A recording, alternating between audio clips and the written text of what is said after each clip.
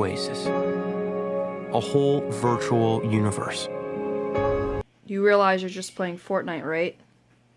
Mother, stop. Let him dream.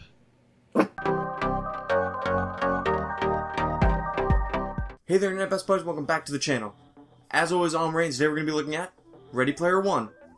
While I have you guys here at the beginning of the video, why don't you go down and subscribe so you can stay up to date with all the videos that I put out. So Ready Player One is the pop culture reference Joyride, directed by Steven Spielberg, based on the book by the same name. My question for you guys this time is, if you've seen the trailer or you've seen the movie, what was your favorite reference to any pop culture item? Mine would absolutely be either the Spartans from Halo, they show up a few times, or the Iron Giant, because man, I love that movie. I'll leave a link to it down in the description. I did a review on it I think over a year ago.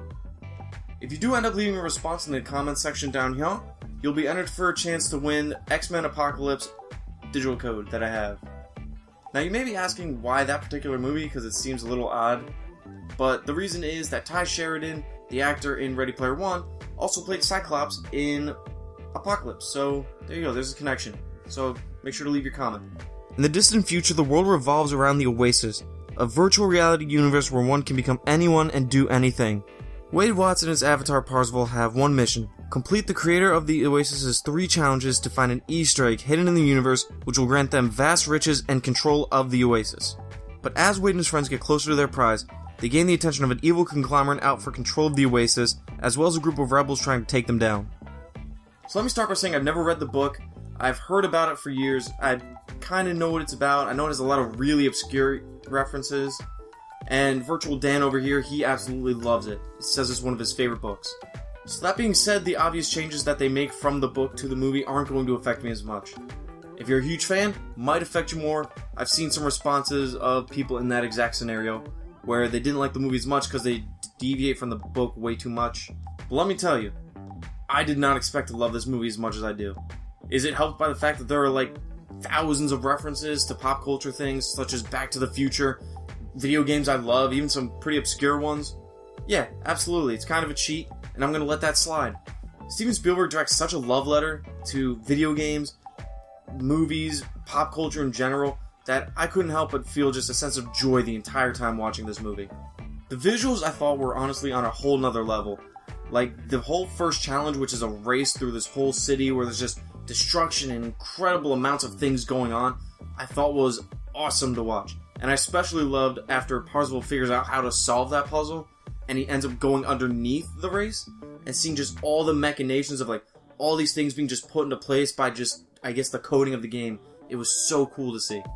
Honestly, it was at that moment where you just see everything going on and just being pushed up to the actual race that I was just sucked in completely. Every shot in this movie just feels like an Easter egg or a reference to some sort of pop culture, video game, movie, anime, just something. And I loved that. And the best part for me was a lot of those Easter eggs and references were actually narratively important or played a purpose. The best part is that because of the amount of stuff going on the screen, there are so many Easter eggs that I won't even be able to find until multiple repeat viewings of the movie. And you can be damn sure I'm going to buy this on Blu-ray. Some of my favorite references, just to name a super small percentage. You got Halo, Overwatch, Jurassic Park, Back to the Future, Monty Python / Worms, technically, was really cool. Gears of War was in there also. Harley Quinn, the Joker, Batman, they're all in there.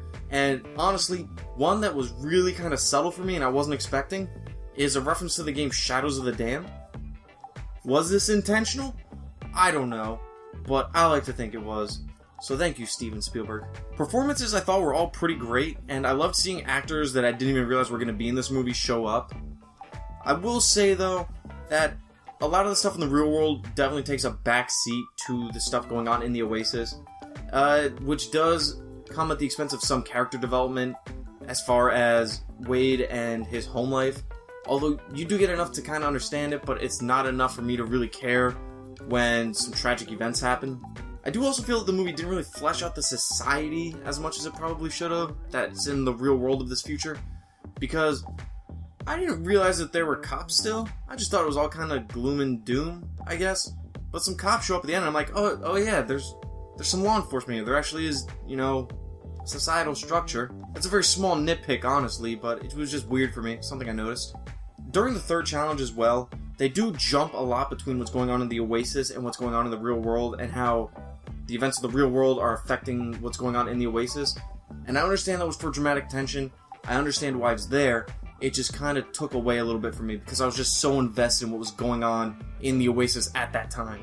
There are also some really good heartfelt moments, and the final acts and final moments were such a fulfilling culmination of everything I saw up to that point that I just left the movie with a big smile on my face. It was awesome. I absolutely adore this film. It's so much more than I was expecting, and I cannot wait to buy it on Blu-ray and even go see it more times in theaters. Ready Player One gets an 8 out of 10. Gosh dang, do I want to see this movie again. Like, right now, I really just want to go and see it again. Man, I was really giddy leaving that theater after just all the cool little Easter eggs and references that I saw throughout. It was awesome. Absolutely see it in theaters. I definitely recommend it, clearly.